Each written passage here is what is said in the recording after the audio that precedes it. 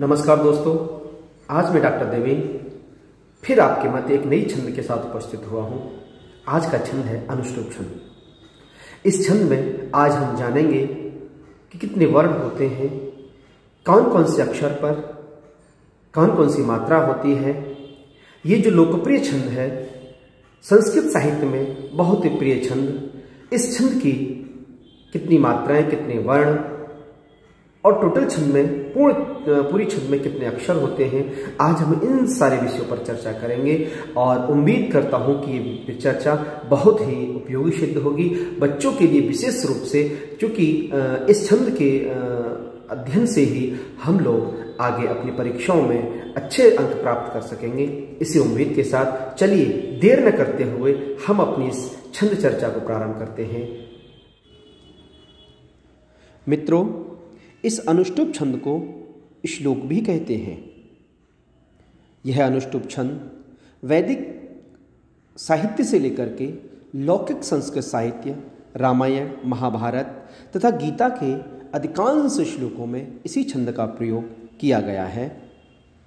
जैसे हिंदी में दोहा छंद सबसे प्रिय छंद है, उसी प्रकार संस्कृत काव्य जगत में भी यह अनुष्टुप छंद लोकप्रिय छंद रहा है।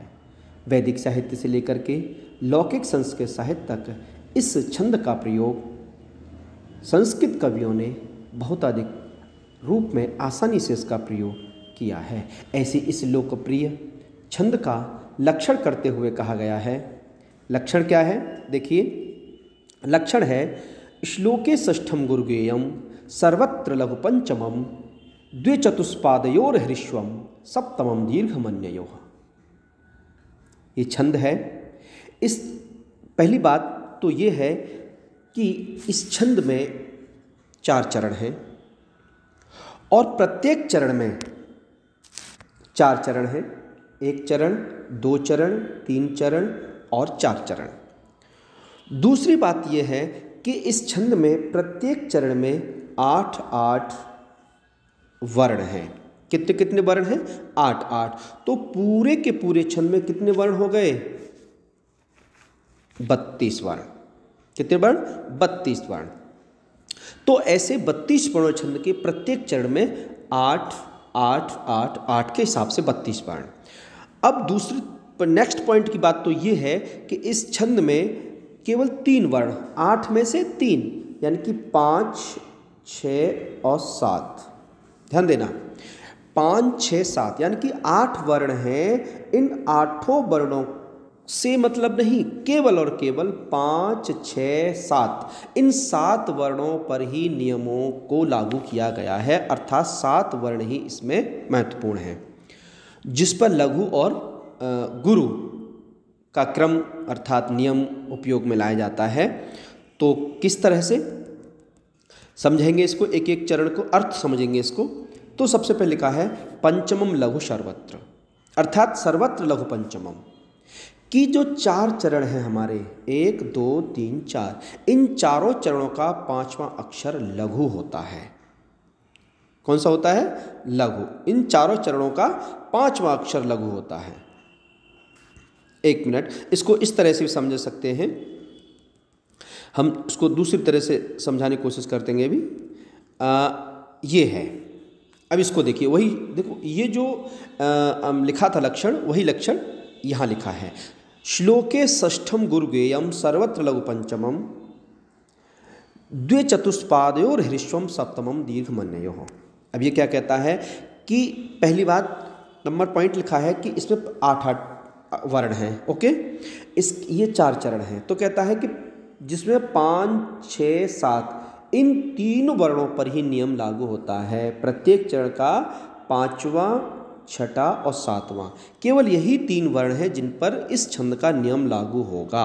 बाकी पहला, दूसरा, तीसरा, चौथा या 8वां, इन पर कोई नियम लागू नहीं होता है। चाहे दीर्घ हो, चाहे ह्रस्व हो, अर्थात चाहे लघु हो, चाहे गुरु हो, इससे कोई मतलब नहीं। केवल 5वां, 6वां और 7वां वर्ण पर ही ये नियम लागू होगा। तो कैसे लिखा है कि सर्वत्र, देखो इधर देखो, लिखा है सर्वत्र लघु पंचमम, कि प्रत्येक चरण का पंचमम पांचवा अक्षर लघु होगा, प्रत्येक चरण का पांचवा अक्षर लघु। ठीक है। तथा श्लोके षष्ठम गुरुगेयम, और प्रत्येक चरण का जो छठा अक्षर है वो छठा अक्षर आपका गुरु होगा।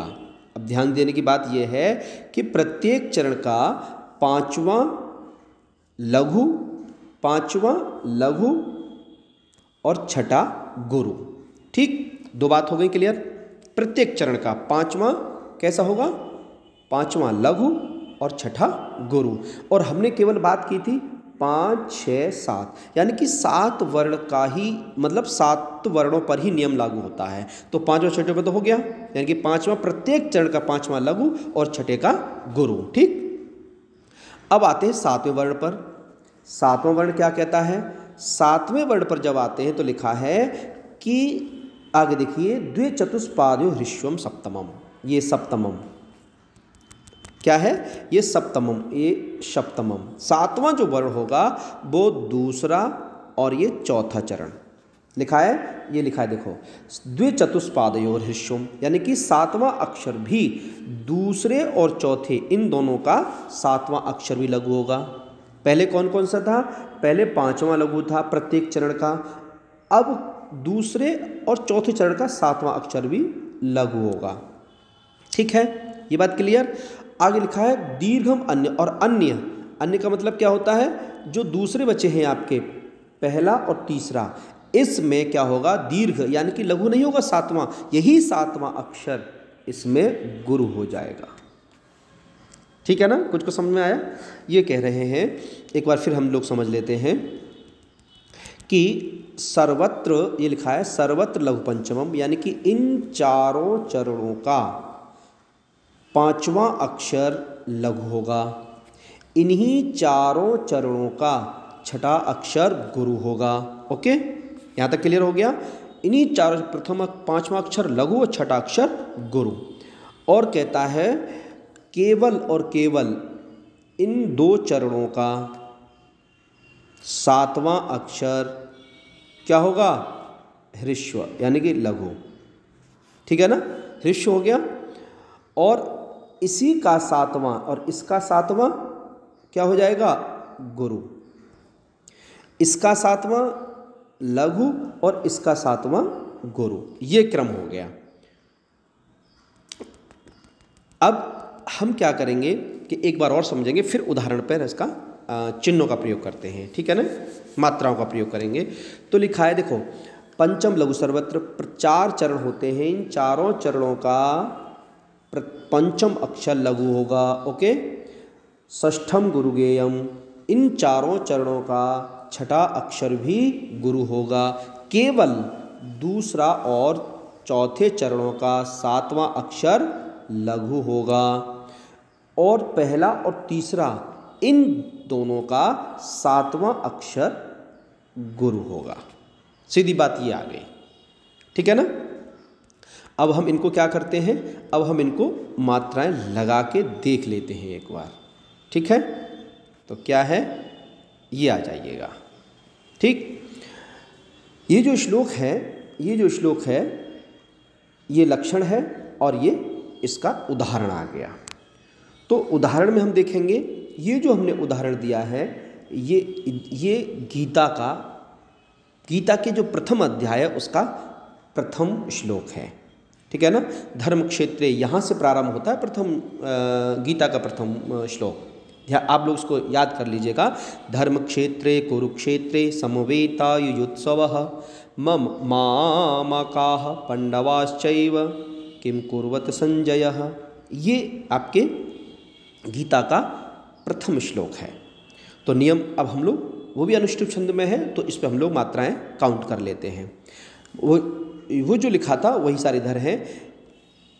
अब आपकी समझ में आ गया हो कि अब मतलब क्या है कि इस पूरे श्लोक का 5वां अक्षर लघु होना चाहिए प्रत्येक चरण का। तो देखिए, धर्म क्षेत्रे कुरुक्षेत्रे एक चरण है आपका। ठीक है ना, धर्म क्षेत्रे, तो देखो 4 ये वर्ण हो गए, और कु 5वां वर्ण है, लघु हो गया। समवेता 4 हो गए, और यु 5वां लघु हो गया। छोटू की मात्रा है। आपको पता है पिछले वीडियो हमने बताया था कि गणना कैसे की जाती है, आधा अक्षर काउंट नहीं होता है, ठीक है ना। आगे देखिए, इसमें आगे लिखा है पांडवाश्चैव। देखो 3, 4 और ड, आधा अक्षर काउंट नहीं होगा तो ड क्या हो गया, लघु हो गया। किम कुर्वत, किम कुर्वत तो क्या हो गया, ये भी आपका त लघु हो गया, यानी कि 5वां अक्षर लघु हो गया। बात क्लियर। अब लिखा था उसमें कि छठा अक्षर गुरु, इसके बाद वाला गुरु। अब देखो कुरु, ये लिखा है कुरुक्षेत्रे, तो रु रा तो ह्रस्व है, लेकिन जो क्ष है, क्षेत्र लिखा है, क्ष है, ये संयुक्त व्यंजन हो गया। संयुक्त समझते हैं ना, यानी कि 2 वर्ण इसमें मिले हुए हैं। कौन कौन से, का और दूसरा है श, ये 2 वर्ण हैं तो बन जाता है आपका क्ष।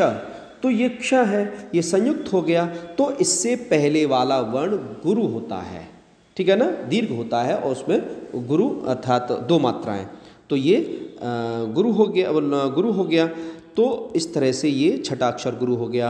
अब इसमें भी देखिए युयुत्सव है, यू तो 5वां आपका पंचम तो लघु है, इसका यू तो वैसे दिखाई दे रहा है आपको कि लघु है, लेकिन ता और सा, ये ता और सा संयुक्त व्यंजन हो गए। इससे पहले वाला आपका अब ये दीर्घ माना जाएगा यू, ये जो यू है ये दीर्घ हो गया है ना, यानी कि गुरु होगा फिर, समझ रहे ना, अर्थात इसमें गुरु हो गया। इसके बाद इसी तरह से छठा अक्षर इसमें देखिए पांड, ड तो आपका है ना वाह में तो ऑलरेडी आपका दीर्घ है तो ये गुरु हो गया। और त 5वां अक्षर था, लघु था, छठा गुरु होना चाहिए। स आपका लघु दिखाई दे रहा है, बट लेकिन जो संयुक्त व्यंजन है य ज, इससे पहले वाला स जो आपका अब गुरु मान लिया जाएगा, क्योंकि नियम है कि संयुक्त व्यंजन से पूर्व जो वर्ण होता है उसमें दीर्घ होता है, यानी कि गुरु 2 मात्राएं काउंट होंगी, 2 मात्रा लगेंगे, अर्थात यहाँ गुरु हो गया, गुरु वर्ण हो गया ये, ठीक है ना। इस तरह से इसमें अब एक बात आप जान गए कि इस चारों चरणों में 5वां अक्षर तो आपका लघु है और छठा अक्षर गुरु हो गया। क्लियर, 2 चीज़ समझ में आ गई, 5वां अक्षर लघु और छठा अक्षर गुरु। अब आ जाइए नेक्स्ट, और हमने पढ़ा था कि हमारा द्वितीय और चतुर्थ चरण में जो 7वां अक्षर है, ठीक है ना, वो क्या होगा, वो भी आपका 7वां अक्षर ह्रस्व होगा, ठीक है ना, 7वां अक्षर ह्रस्व और इसमें होगा गुरु। ये हमने जो ऊपर लिखा है द्वितीय तथा चतुर्थ चरण में 7वां अक्षर लघु, तो लघु काउंट करो, 5, 6 तो ये हो गए स, अब ये स है, स आपका लघु है, इधर ज आपका लघु है, ये 7वां अक्षर लघु हो गया, ठीक है। अब आ जाइए जो बचे हैं 2 चरण, इसमें लिखा है कि इनका इसमें भी 7वां अक्षर ह्रस्व नहीं होगा, लघु नहीं होगा, अब यहाँ गुरु होगा।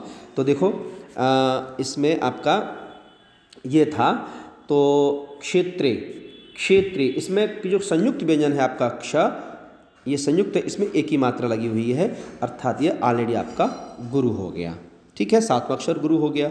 अब तृतीय चरण में देखो 7वां अक्षर चैव, ये लिखा है ना चैव, 2 मात्राएं हैं, तो इसमें भी आपका गुरु हो गया। तो इस तरह से ये छंद हमारा पूर्ण हुआ। एक बार और समझ लेंगे इसी को कि 4 चरणों में 8 अक्षर होंगे, देखो काउंट कर लो, सब सारे 8 अक्षर होंगे, ओके। और नियम ये था कि इन चारों चरणों में 5वां अक्षर लघु, वो हमारा लघु है, काउंट कर लीजिए। इसके बाद लिखा था कि इन सब में छठा अक्षर गुरु, वो हमारा गुरु है, क्लियर है। और लिखा था कि इसमें 7वां अक्षर लघु, 7वां अक्षर लघु, वो भी लघु है, और इसमें हमारा ये जो था इसमें 7वां अक्षर गुरु। इस तरह से हमारा ये छंद पूर्ण हुआ, ठीक है ना। तो उम्मीद करता हूँ कि ये छंद आपको समझ में आया होगा, और अगर नहीं समझ में आता है तो आप कमेंट करके मुझे बताइएगा। तब तक के लिए नमस्कार।